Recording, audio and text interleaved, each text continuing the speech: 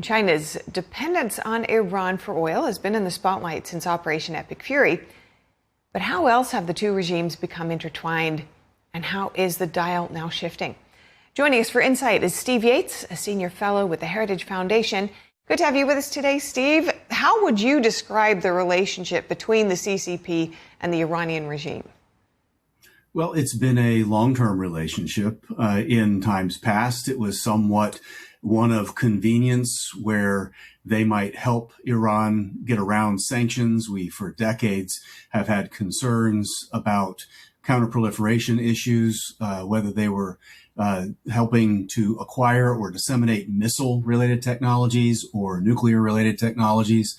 Several rounds of international negotiations that went in fits and starts, and China would often give them safe harbor from those sanctions. And there's, of course, the energy relationship, where Iran would sell at a discount a large quantity of oil to China. And so the combination of the operations with Venezuela and Iran definitely have an effect on the market price that China will have to pay for imports upon which it depends. And in a very broad sense, so of course they're benefiting a lot from discounted oil prices, not to mention the other things you've listed out, but in a very broad sense, what benefits does the Chinese regime get from its relationship with Iran? Well, one of them is having a key voice in the broader Muslim world that is not criticizing China about oppression of the Muslim minority within the People's Republic of China.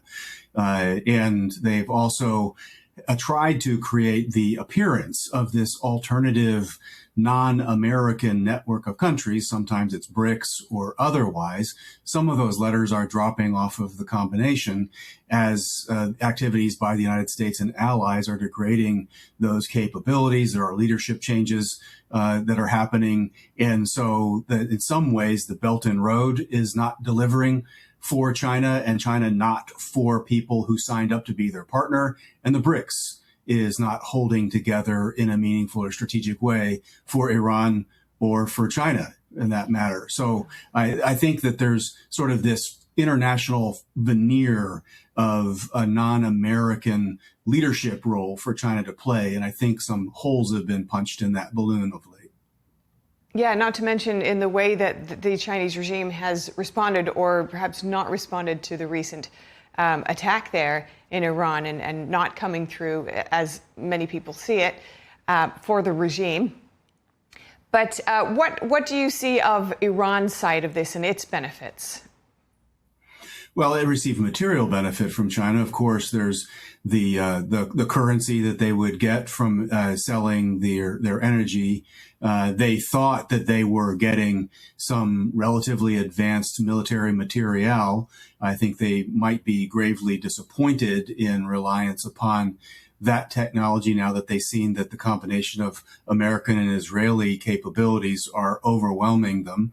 And so Iran also got some breathing space. I talked about the sanctions busting before, but I think just some broader breathing space internationally when the veneer of the BRICS seemed to be a reality emerging, and broader outreach to the global south was an avenue for influence and expansion.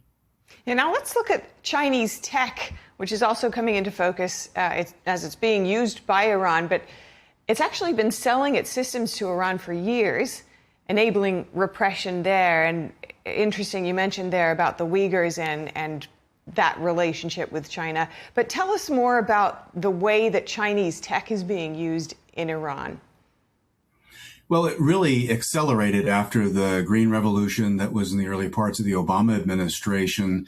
At that time, the emergence of Twitter was a communication tool of convenience for the demonstrators to be able to organize and also get their information out to the world. So the world couldn't ignore what was happening inside Iran at that time. Previous to that, the regime could have kind of information warfare dominance in kind of projecting its version out to the world. Twitter, for that time, seemed to work around that. In the wake of that embarrassment for the regime, they did increase increased reliance on Chinese tech. And of course, the People's Republic is one of the leading developers and deployers of communications technology with the explicit intent of monitoring and controlling against demonstrations and disruptions. And so this was supposed to help the regime in this course. I think there's some evidence that they increased their ability to frustrate Starlink. But I think based on what we've seen so far, the Western tech has proved dominant and superior militarily and in terms of outreach to the people.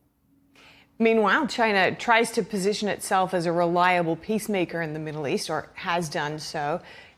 How do you see that reputation in the wake of Operation Epic Fury? Well, I think to reasonable observers, that reputation should be somewhat in tatters. China shows up and tries to talk about brokering peace. They've done that with Ukraine without ever really having accountability for the fact that they are the fuel and lifeblood behind the Russian war machine. And so there are some European powers that have talked about appealing to China to bring them in to have a ceasefire and push for peace with regard to Iran, altogether ignoring that has done nothing to improve security in their own neighborhood of Europe. There's been similar kinds of efforts for China saying that they sort of stand for the global South or others out in the world. But when push comes to shove, they seem to stay silent and on the sidelines. And so I think that reputation might be beginning to catch up on them. And a lot of discussion about the timing of the U.S.-Israel attack in recent days. How much, if at all, do you think that the timing relates to Taiwan or to internal Chinese dynamics? As we know, the Chinese would love to prolong the U.S. Just spending a lot of its attention in the Middle East without really finishing up the threat that is Iran. Well, I think that the actions in Iran, just like the actions in Venezuela, had a logic of their own and a justification within our hemisphere and the broader Middle East region. And I think that the impacts on China by way of deterrence or influence or economic, those are secondary and added, and they matter. They definitely are strategic, and I think those messages are making their way into the Chinese system in some ways.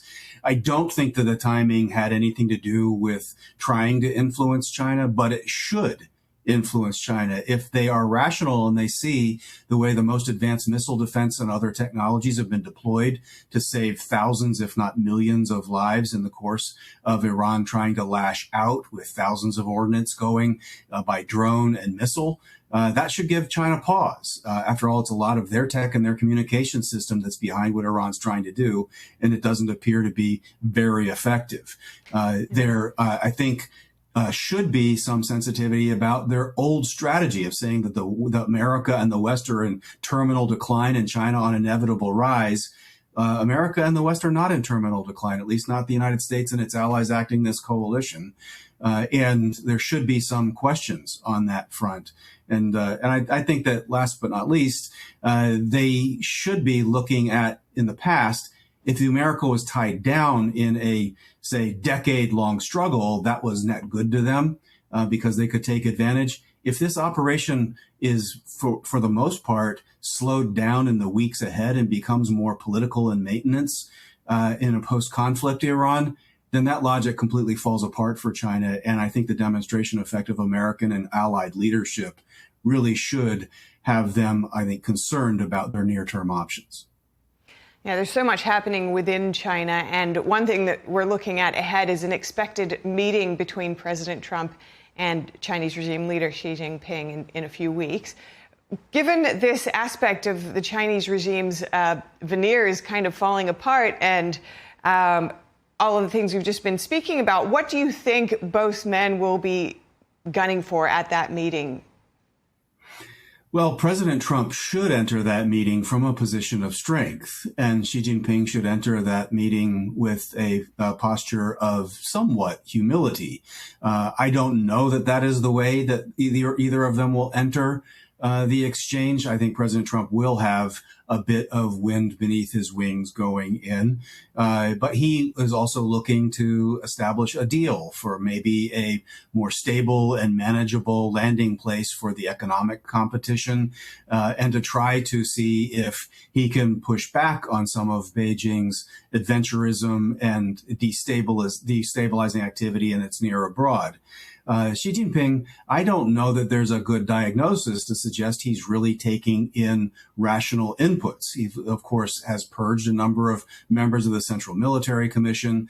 There's been a long-standing effort to punish those who disagree with allegations of corruption, and maybe they were corrupt in some cases. But I don't know that we can assume that logic for Xi. So I think there's a high-stakes environment. Materially, by actions on the ground, America is stronger going into this than it has been for some time. And I hope President Trump preserves that leverage and strength. Well, it's excellent to hear your analysis today. Thank you so much for your time, Steve Yates. Thank you. My pleasure.